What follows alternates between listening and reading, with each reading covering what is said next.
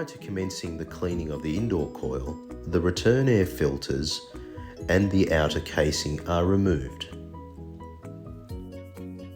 Here's a close-up of the indoor coil where it's obvious to see the buildup of oils and dust. A shroud is fitted to the indoor coil. The high-pressure cleaning of the coil begins. During this process, the coil is also sanitized.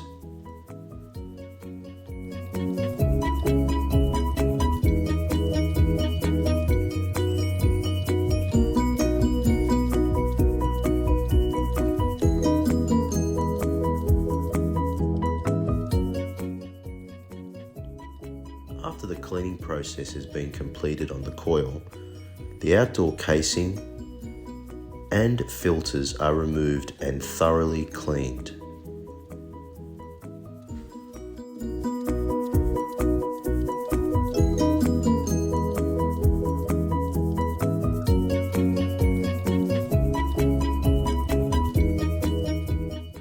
The indoor unit is reassembled and a deodorizing spray is applied.